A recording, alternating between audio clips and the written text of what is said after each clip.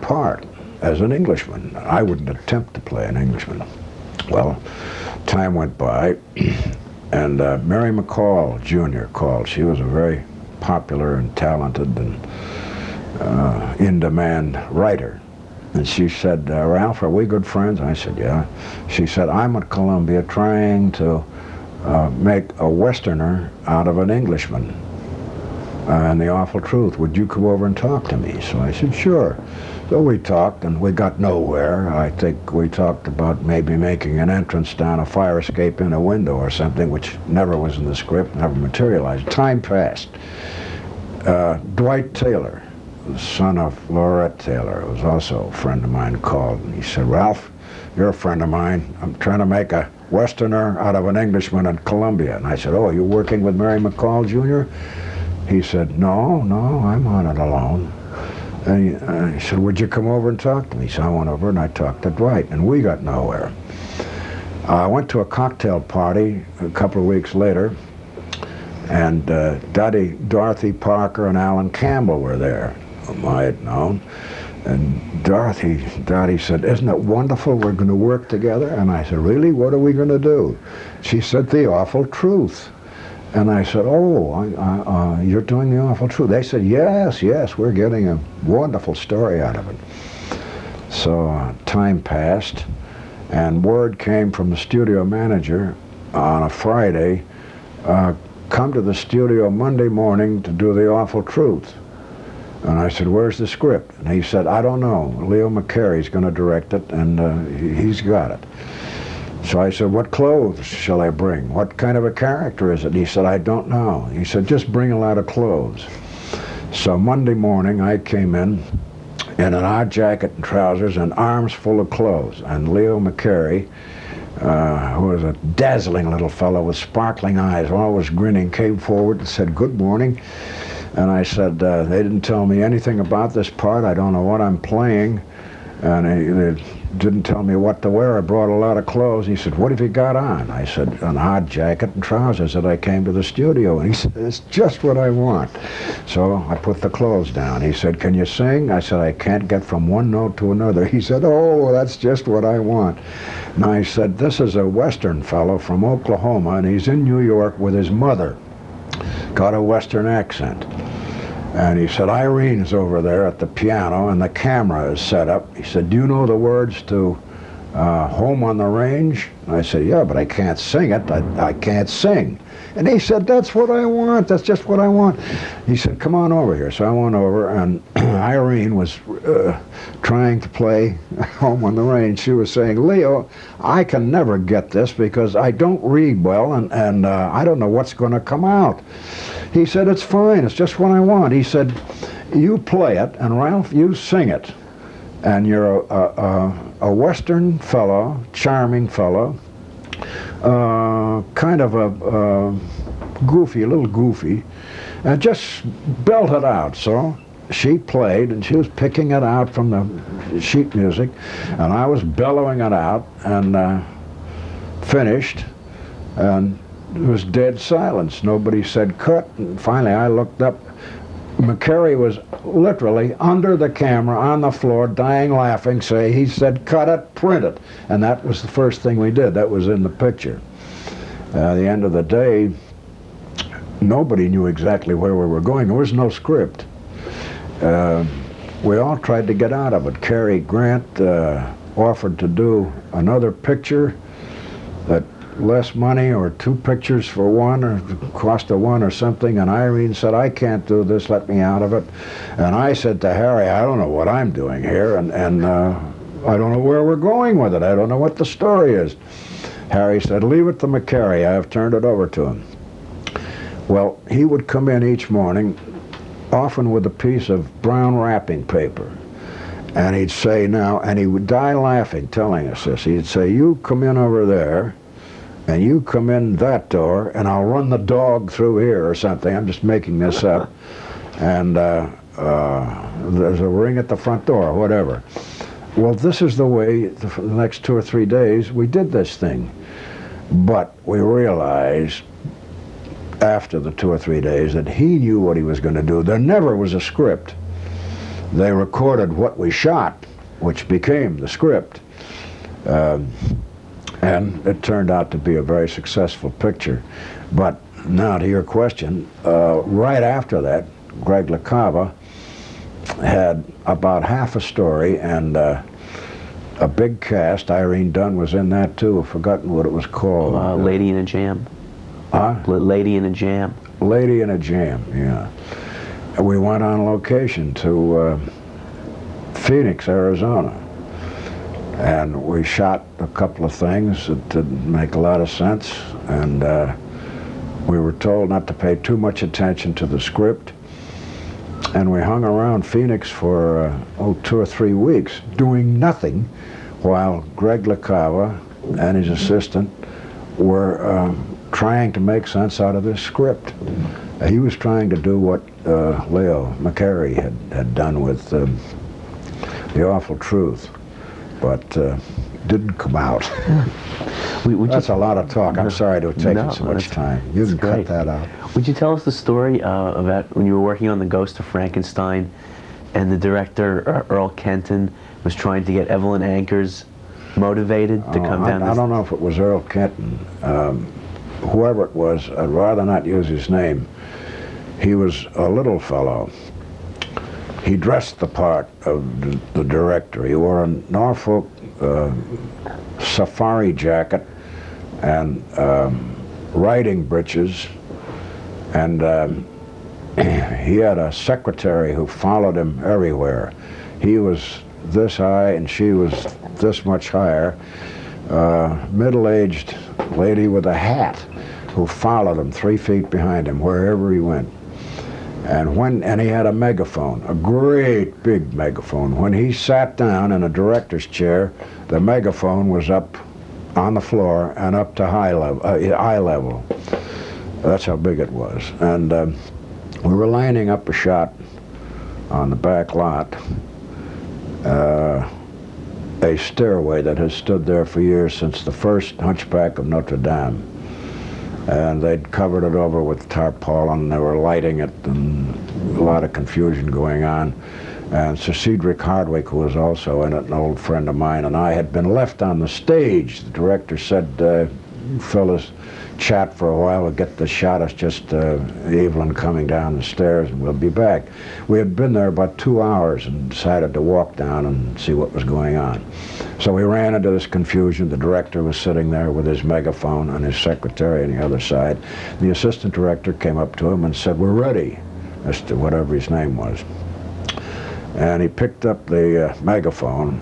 The assistant director was 3 feet away, and he said, "Get Miss Ankers on the stairway." So they did, and he came out with the megaphone. And this was a silent shot, no dialogue. It was only to let the audience know that the action was now on the ground floor instead of upstairs in the old castle. So he walked back and forth at the foot of these stairs, and he said, "Evelyn, your mother's been carried away by the Frankenstein monster. Your father's been killed by the wolf man.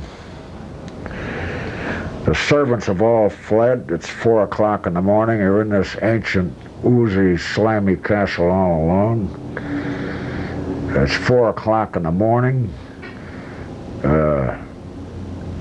I want to get the feeling from you when you come down these stairs that you're fed up with it all." Howard Hawks, one of the great directors. Who? Howard Hawks. Oh, that he yeah. did His Girl Friday with. What were his working methods like? Very meticulous. He was great to work with. You had to do it his way. He had done his homework. This was a remake, as you know, of the front page.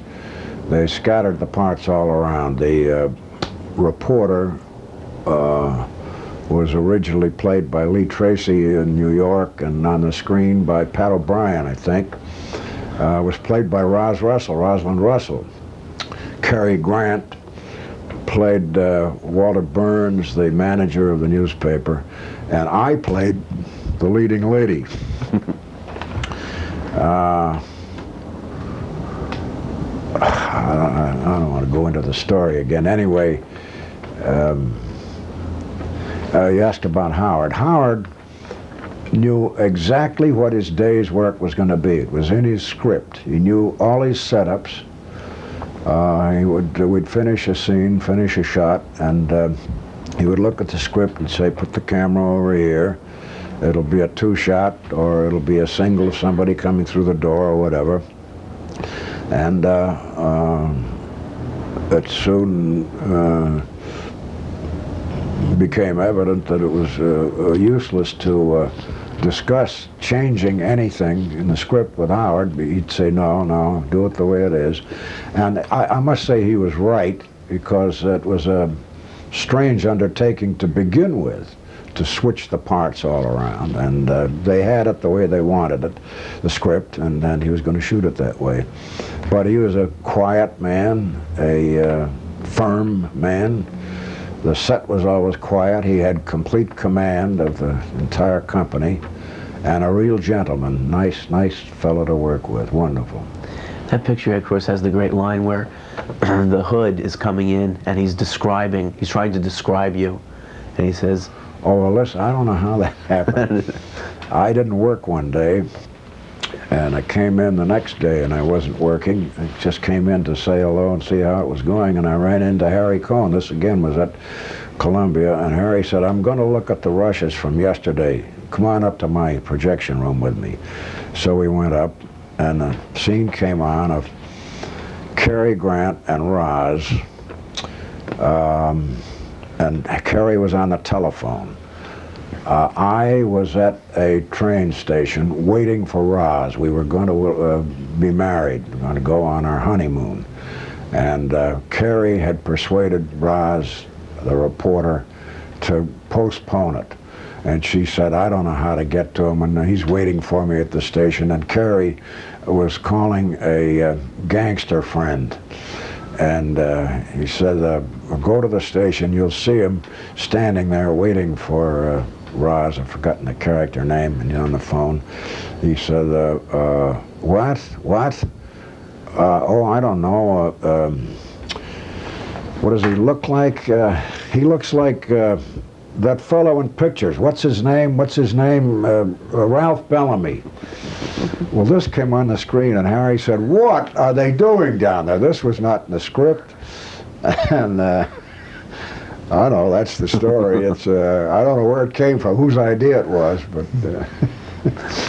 You worked with, too, I guess, around that same time with one of the few women directors in Hollywood. Oh, Dance Girl Dance, yes. Dorothy Arzner. Dorothy Arzner, and with Maureen O'Hara, I think. Yeah. That was very unusual, wasn't it, for that time, a woman director? It was interesting to work with her, yeah. It was, I think she was the only one at the time.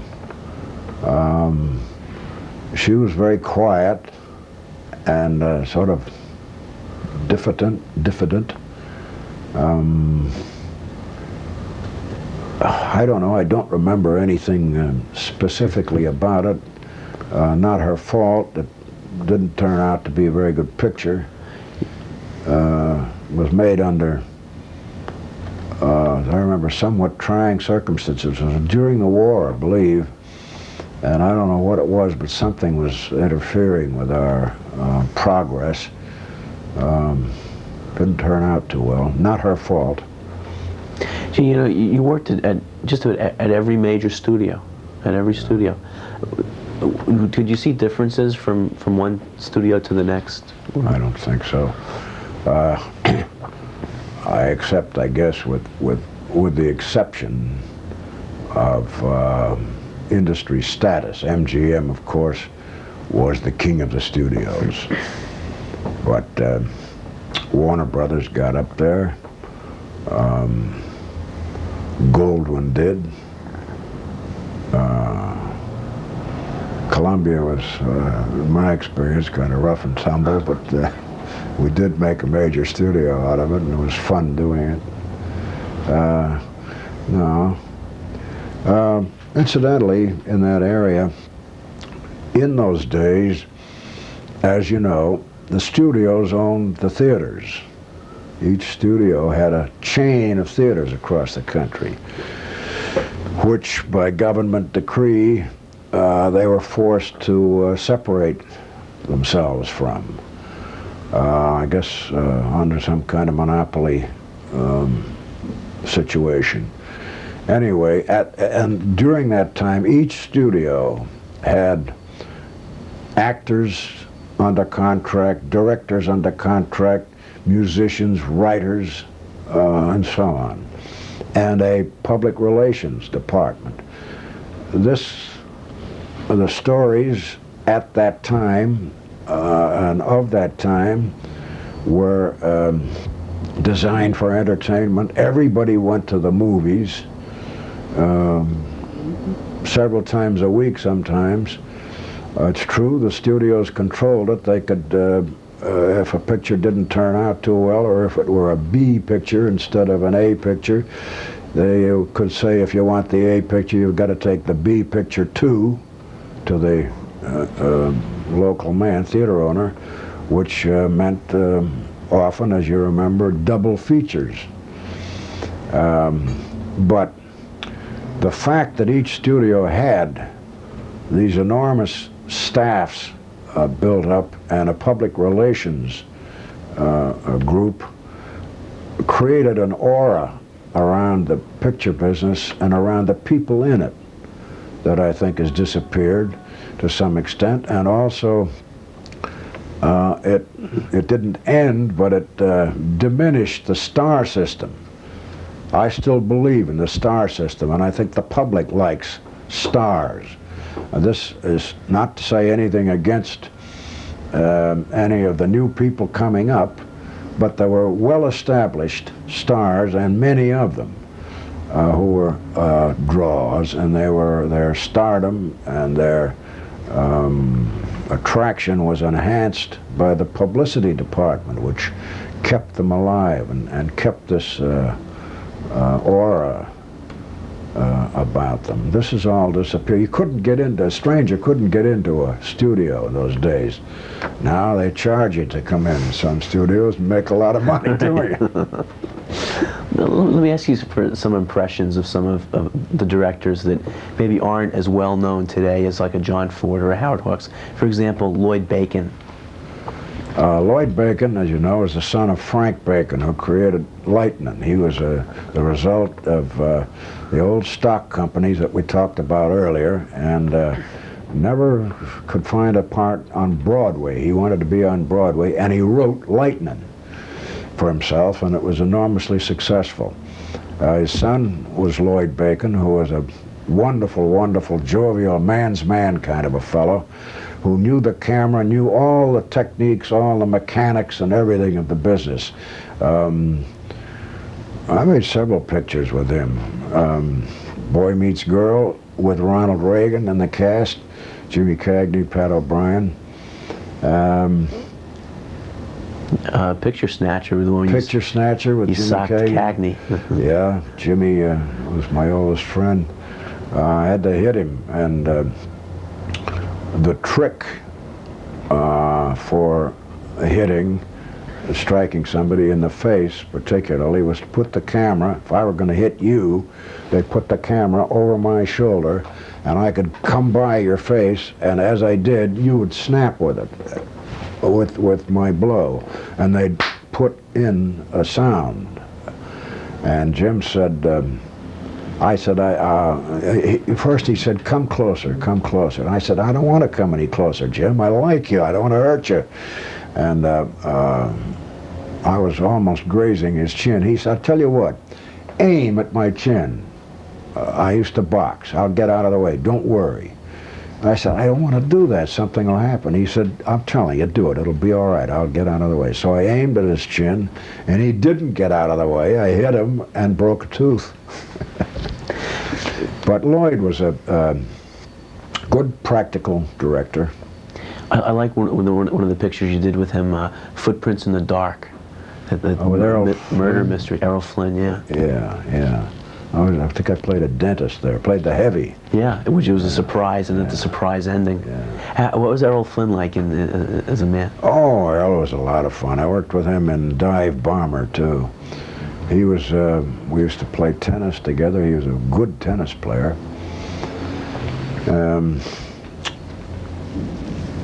He had no illusions about himself. He had a great personality that came over on the screen, and he was pretty much the same in everything he did, as a lot of people were. It was they were playing their own personalities. Gary Cooper, for instance, was always Gary. Errol, no matter what costume he wore, was always Errol, but it was good. And he was great to work with, a lot of fun. He was always gay and always knew what was up, knew his lines, and nice to work with. You remember Frank Borzage? I know you did the one. Very well. What did I do with him? Young America, you were the judge. Yeah, with Spence Tracy. Yeah. And Doris Kenyon. Yeah. That goes Really back. taking me back. That was in the very early 30s. Yeah. Well, Frank was a wonderful, sentimental fellow and easygoing. Nothing disturbed him. Good director and charming fellow. He knew his business too. He'd been around a long time. So a lot of those fellows, Borzage and Capra and Ford, Garnett. Tay Garnett, had all been in silent pictures. They knew every phase of the business, all the mechanics of the business. Some of them had been writers. Frank Capra and Tay Garnett wrote captions for silent pictures, among other things. Yeah, and for Max Sennett and Hal Roach. Yeah, that's right. I guess that's where say, Garnett got a lot of his... Yeah, and Capra too. Yeah. Yeah. You mentioned Boy Meets Girl, which had the small part for Ronald Reagan. Yeah. What was he like in those days? Well, the part wasn't much. He was a charming guy, as he still is. Politically, I will not go into it, but to meet Ronnie Reagan, you'd be captivated. He's charming. He looks you in the eye. He's a great conversationalist, and very nice guy. Were you involved with him with the Screen Actors Guild? I was president of Actors Equity Association, which is the theater union, for 12 years, and he was president of the Screen Actors Guild at the same time. We had a little bit to do with each other at that time, and was it kind of a brother organization? pardon? It's kind of a brother organization, kind of a... Well, yes, in the sense that they were both so-called performer unions, but we didn't have much to do with each other. Actually, I was trying at the time for a merger of all the performing unions, and the Screen Actors Guild spoiled it. I still think it ought to be brought off, and it will someday. How about the man who directed your very first film, George Hill? Very little is known about him today. I know he later committed suicide. He was married to Frances Marion, who was one of the best known and in-demand writers. That cast is rather interesting. It was my first picture, made in 1930, the end of 30, and released in 31. The cast was the following: Clark Gable, his first picture at MGM on which he got his contract; Jean Harlow, Wallace Beery, Louis Stone, Marjorie Rambeau, John Milgen, well, 2 or 3 others. They're all dead, including George Hill, the director. I'm the only one left. That's some Johnny cast. Mac Brown was in that. That's some cast. Gable, you were good friends with Gable in those days, weren't you? Pardon? You were friends with Gable. Yeah. A little anecdote about him. While we were shooting that, I had just come out from New York, and I was having dinner alone at a restaurant on Hollywood Boulevard, around the corner from my hotel, the Knickerbocker. And Clark came in, and he said, "You alone?" I said, "Yeah." He said, "Can I sit with you?" I said, "Sure." So we chatted, and he said, "What do you think of this place?" And I said, "I don't know yet. I know a few people, but I haven't looked up anybody. I'm just working and going to feel my way around." He said, I just got $15,000 for playing a heavy in a Bill Boyd Western. $15,000. No actor's worth that. He said, I've got myself a second-hand Ford. I have a room at the Castle Argyle, which is a place at the top of Vine Street, extremely inexpensive. That's the first time I ever heard the expression. He said, I'm not going to buy anything you can't put on the Chief because this isn't going to last. The Chief was the Santa Fe Railroad from Hollywood to New York. Yeah. So, Well, he was there for good. yeah. Okay, excuse me, we just have to change tape for a moment. Beg pardon? We just have to change the tape for a moment. Okay.